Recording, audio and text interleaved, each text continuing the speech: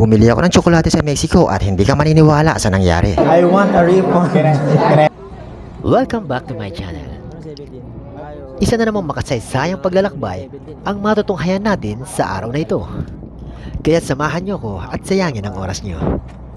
Ngayong araw ay ating pupuntahan at papasyalan ang makasaysayang lugar ng Ensenada, Mexico.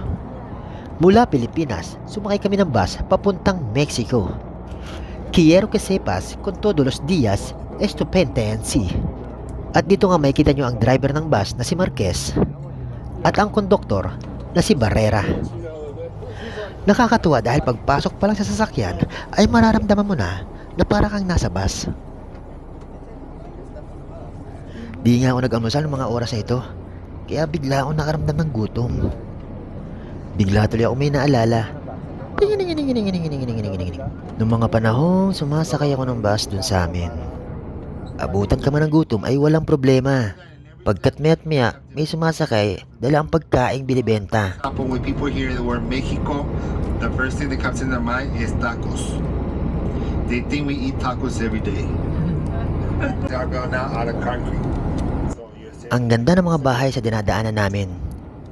Hindi man malinaw dito sa video, pero malinaw pa sa aking alaala kung paano niya ako sinaktan. Kaya katahimikan ang aking kailangan. At makinig muna kayo sa nagdadaldalan. And if you notice, back then houses were built out of wood like that here in Ensenada. Remember, Ensenada was very small little town, just few houses back then, during that time.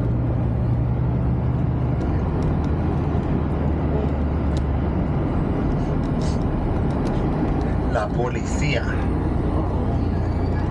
That's when, after you have a couple of shots out here, that's where you end up.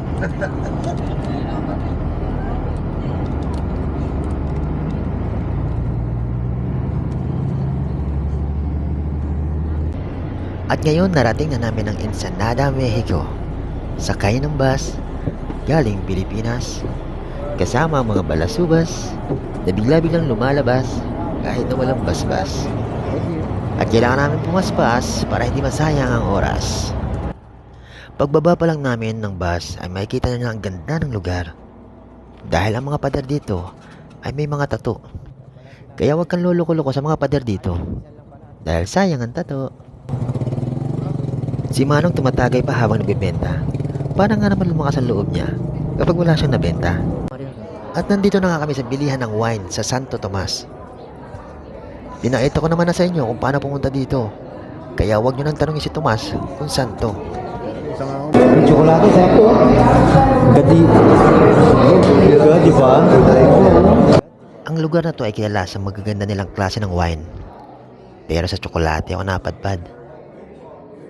At dito naman nila tinatago ang 100 trillion pesos na nakuha nila sa flood control. Kukuha nga sana ako, kaso lang marami pa akong pera. At ngayon makinig na tayo sa history lesson natin for today. The Valley of Santo Tomas. The reason why it's Santo Tomas because back in the late 1600s, the region of Santo Tomas was founded down south in this valley. But our vineyards are planted in 3 of the 7 valleys of the region that we visit. And those are the Valley of Guadalupe, the Valley of Santo Tomas, and the Valley of San Vicente.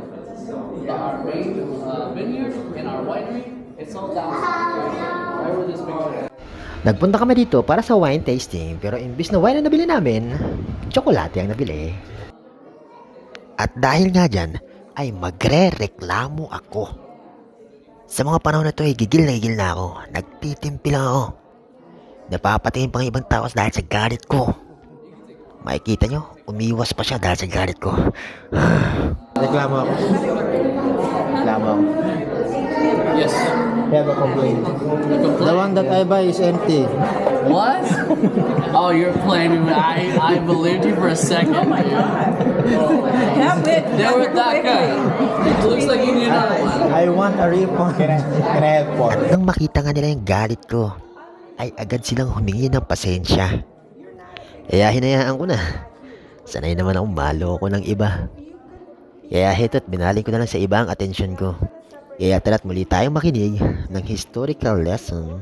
Everybody they can try the same variety and they cannot lose them because it's difficult. It's your first time. We know it's on a blind side, but you guys don't. So we're gonna start with the smoothest. We're gonna go to the middle ones here that have more intensity, and then to the Italian variety on the intensity side. Matapos niyan ay oras na para sa free taste. Pero hindi yata free taste ang nangyari. Parang free lunch na yata yung ginawa namin. Kung nandito ka pa rin at nanonood pero hindi ka pa nakasubscribe, aba, anong problema mo? Pindutin mo na yan. Sige na, ako pipindot niyan.